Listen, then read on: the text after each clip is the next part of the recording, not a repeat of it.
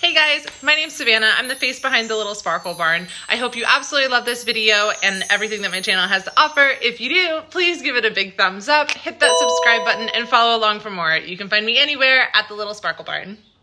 So today we're going to be going over how I make my Galaxy Swirl tumblers. These are one of my most popular tumblers in my shop right now. Everybody's loving them. I think it might have something to do with the fact that we're coming up on summer. But if you have any questions about products or anything like that, just check the description of this video. I'm going to link everything below. Let's get started. The very first thing I'm going to do right now is prep my tumbler. The reason that I do this is because stainless steel tumblers come with a protective coating around the outside of them. You can buy them already prepped from a tumbler distributor, or you can prep them yourself. For this video, I'm prepping it myself with 220 grit sandpaper, rubbing alcohol, and a paper towel. I'm going to speed this up for a second just so we can go ahead and get to the part where you can see the coating come off on the paper towel when I start using the rubbing alcohol. At this point, I'm taking a dry paper towel, rubbing off some of the dust, taking my rubbing alcohol, putting it onto the paper towel that I was using, and then I will use this to wipe down the tumbler, and you can see the coating that comes off. Getting this coating off is important because your epoxy doesn't like to stick to just stainless steel. So without prepping a tumbler, you run the risk of having your epoxy peel away from the stainless steel because it's rejecting the coating. So next, some of the tools that I'm going to be using include these foundation brushes. You can really get them anywhere, Amazon, Walmart, wherever. You need this little bowl of water that you'll probably need to replace a couple of times. And then I have these paints. These are regular indoor-outdoor paints from Home Depot, and I just chose colors that resembled a bright rainbow to me.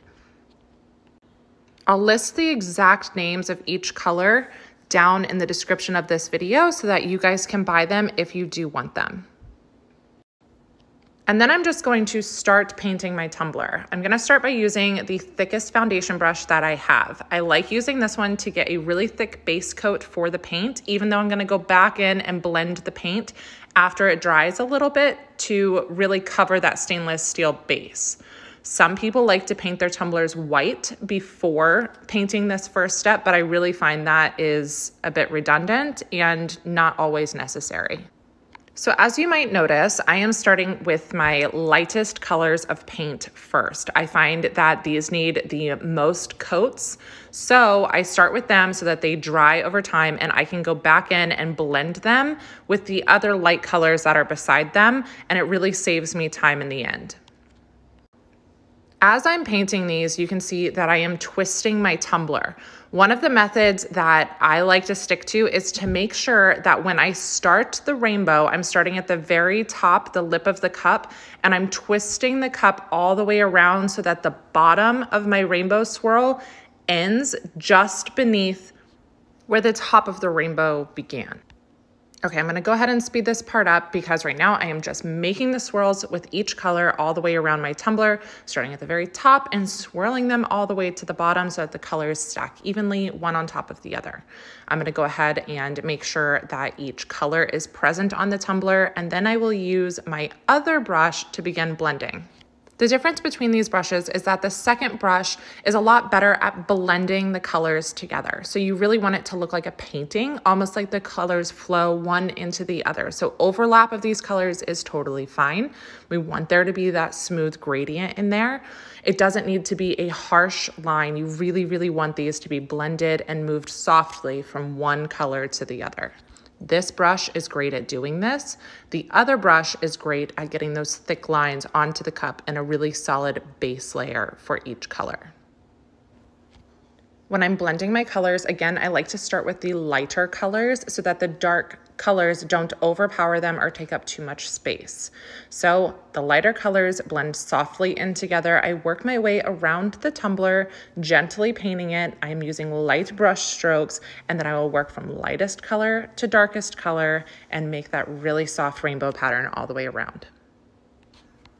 You'll notice that with this brush, I am also going in and doing multiple layers of paint as the colors continue to dry. I'm still going in and blending each layer that I do to really make sure that we don't see the stainless steel under it. A little bit is fine because rainbows are natural, they can be wispy, but we really want to give this a very solid look so that we don't see any of the underlying color when we put the glitter on. After I'm done painting, I'm just gonna set this cup back onto my turner and I'm gonna let it dry for about 2 to 4 hours so that the paint doesn't smudge when we start to put epoxy on for the glitter. Once the cup is dried for about 2 to 4 hours and the paint is not tacky at all, I'm gonna go in with my heat gun and warm up my stainless steel tumbler because I don't want to apply the epoxy method to a cold tumbler. The epoxy will not move as well and it will become too thick and flatten out your glitter, or your glitter will move too much and the rainbow lines won't stay very solid as you put the glitter on. So make sure you warm up your stainless steel tumbler if you are doing the epoxy glitter method. Once my tumbler is warm, I'm going to take about 1 milliliter of epoxy, which means I'm gently dipping my finger into my premixed epoxy and spreading that around my warmed tumbler. When your tumbler is warm, the epoxy moves around your tumbler really, really easily, so you do not need much at all. Applying too much epoxy on this step can cause your glitter to move or even flatten out, and that's not what we want. So about 1 milliliter on a warmed tumbler is all I need. After the epoxy is on my tumbler, I need to apply my glitter. But for this, I am using different mixes of glitter, and I will link each one that I used below or the shop name that I got it from so that you guys can shop the same glitter. Sometimes I do grab glitter from Walmart or from Michaels or Joann because that's just where the glitter is. I'm going to mix a fine glitter and a chunky glitter for each color and then begin applying it to my tumbler. I like to mix my glitter in cups so that it's easier to pour onto my tumblers from the angle that I am most comfortable with. However you would like to mix your glitter, feel free to do it that way.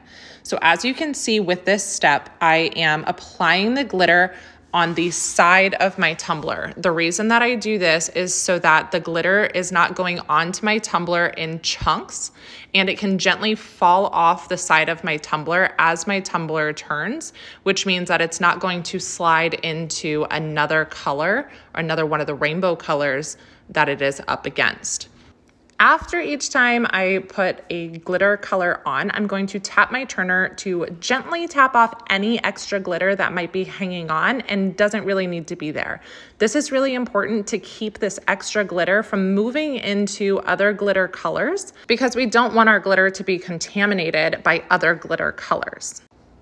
Again, to keep this from being super redundant, I'm just going to go ahead and speed up these videos so that you can see the process without having it take forever.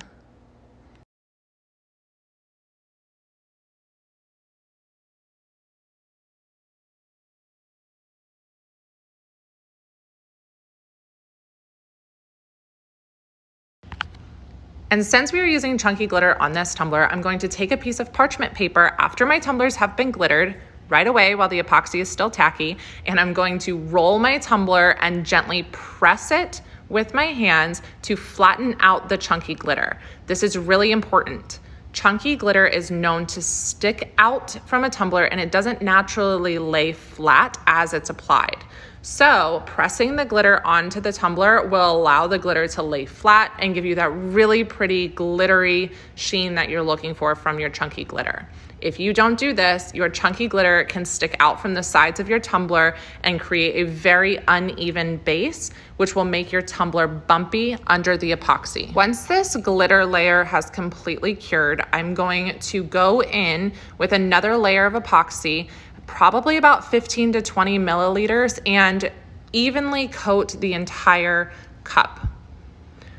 You can see that I'm gonna be moving up and down to make sure that from the lip all the way to the base is finished. And on these, I have not yet done the bottom, so I'm not going to be rubbing the bottom of the cup with any epoxy because I don't need it to be cured at this time. Then I will come in with my torch, not my heat gun, my torch, and gently pop any air bubbles that may have come up during that last epoxy step. This is really important so that you don't get these micro bubbles that create a cloudy look over your tumbler. Also, I'm not using my heat gun because a heat gun can just heat the epoxy and move it around the cup, where a torch will actually pop the micro bubbles that's laying between your glitter. I've let that cure for 2 to 4 hours so that the cup is no longer tacky and it's ready for the next step. For these tumblers, I like to have a really controlled galaxy swirl. So to achieve this, I will be using a UV curing resin, which means I will need a UV curing lamp. I'll also be using just a white acrylic paint mixed at a 6% ratio. Now, since I can't judge 6% with just my eyeballs, I am going to be doing a small drop of white acrylic paint. I don't want too much, otherwise the epoxy might have a hard time curing, and we don't want that. So I'm just going to gently mix it in this silicone cup. I like these silicone cups because they're limiting waste and they're super easy to clean. And if you purchase this Mr. Resin UV Curing Resin, every single order comes with 2 of these silicone sticks and 2 of these silicone cups. So I have lots of them and I absolutely love them. Now, once I have this completely mixed, I'm just going to take my silicone stick, dip it into the paint and resin mixture, and I'm just gonna start dripping it across my tumbler. I'm gonna start at the bottom of one side of my cup and go with the direction that my cup is spinning, and that's comfortable for me. So I want these lines to pair with the same direction of the rainbow lines. I start at the bottom and I drip all the way across to the other side. This is why I have a silicone mat underneath my tumbler so that it can catch any of the resin or paint that is dripping off from side to side. You'll also notice that I'm gonna go in with my finger and I'm going to start smearing these lines upward. And what this will do is give that paint swirl look that you typically get when you do a Galaxy Swirl tumbler with a normal curing resin. Now, the reason that I do this is because I like to have, again, these really controlled lines, but I also like to have depth, and I feel like I can achieve that look better with this type of epoxy and resin, specifically for this rainbow design. Also, the good thing about using this UV resin is that it doesn't move while the cup is spinning. It stays put. Obviously, I'm not putting too much, so there's not a lot of gravity pulling it downward as the cup spins. Now, I've moved my first layer with my finger in the directions that I like it to create that depth look for the first coat. Then I'm going to take my resin and paint, and I'm gonna go back in and I'm gonna add another line to give it more depth. I'm going to repeat these steps until I am happy with the way that the lines on this tumbler are flowing. And then once I'm totally satisfied with the way that these are looking, I'm gonna go ahead and grab my UV curing lamp, which you can really buy any lamp. You can grab some from Amazon, you can get some from Michales or Joann if you have a store in your area. However, I recommend getting a lamp that is at least 50 watts. Now I'm gonna speed up this part of the video again, but essentially what I'm doing is I'm holding the lamp over the cup. You can prop this up on, a table or shelf or anything like that, as long as the light is directly over the UV resin that you've just applied to the tumbler. I'm gonna do this, I'm just holding it, and I'm essentially going to hold this for about 3 to 5 minutes until those white lines have become completely cured. Once those lines have totally cured, I'm gonna move on to designing the bottom of my cups. Now, I do this with Mod Podge instead of doing this with epoxy because I like to mimic the spiral swirl onto the bottom of my cup. And instead of doing this layer with your glitter colors going lightest to darkest, I'm going to start with the darkest colors and then move my way into the lightest colors. This will make sure that my light colors are not becoming contaminated by the glitter of the darker colors. I'm also going to start by pouring the first layer onto my tumbler, but then you'll see that I just pour out the glitter onto the paper. And then each time I paint one of the spiral steps, I just set my tumbler down into the pile of glitter and it sticks and gives me a really great solid spiral onto the bottom of my cup. I'm not sure why I don't have a video for the next step, but once my colors are all onto the cup, I'm just going to take a clear spray paint, it could be matte or gloss, and I'm just going to spray it over the top of this glitter and let it set for about 2 hours. Then I'm going to go in with another coat of epoxy. I'm not going to be dragging this epoxy over the bottom just yet. You guys will see that in the next step, but I am going to be giving another about 15 to 20 milliliter coat of epoxy on this layer. The reason I'm doing that is because these white lines will be a bit ridged and you want it to completely cover those white lines. Then I'm going to go in and I'm going to gently pat the bottom of the tumbler with the epoxy so that any of the glitter that I've just applied and set onto the bottom doesn't come off and move into the cup. If I were to drag the epoxy down, I might risk moving some of that glitter into the already epoxied base on that cup.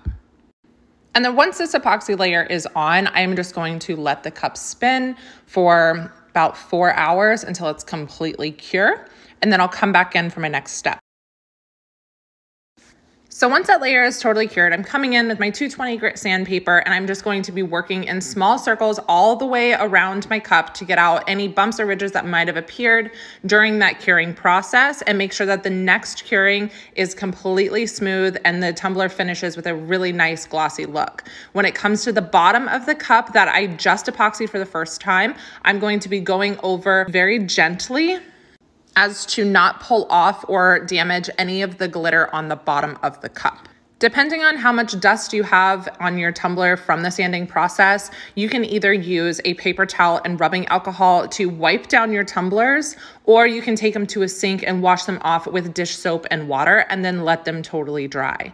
After you do this, we'll go back in for another epoxy coat, in which we will repeat that process 2 times. So I'm going to take the epoxy all the way up and down the tumbler. This layer is about 10 to 15 milliliters of epoxy. I'm pulling the epoxy all the way down to the bottom, making sure it's totally smooth. I'm going to take my torch, pop out any of those micro bubbles that might have appeared during the epoxying process, and let the cups cure for about 4 hours.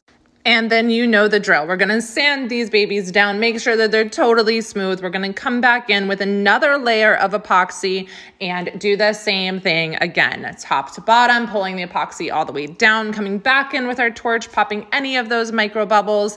And then that cup is going to cure on the spinner for about 4 hours till it's totally cured. It's not tacky to the touch, but then I'm going to set it aside and I'm gonna let it cure for 24 hours before I do anything else to it. And then once that tumbler is completely cured, I'm gonna take it to the kitchen sink, wash it with soap and water, and then clean the rim of the cup. And you guys, this completes our tutorial on my Rainbow Galaxy Swirl tumblers. I hope you love it. If you do, please give it a big thumbs up, subscribe to my channel, and I will be back super soon with some more tutorials on how I create my stainless steel tumblers. As always, you can find me at The Little Sparkle Barn on Instagram, TikTok, and Facebook. You can join my mentorship Facebook group if you would like, and you can shop any of my tumblers at thelittlesparklebarn.com. Bye!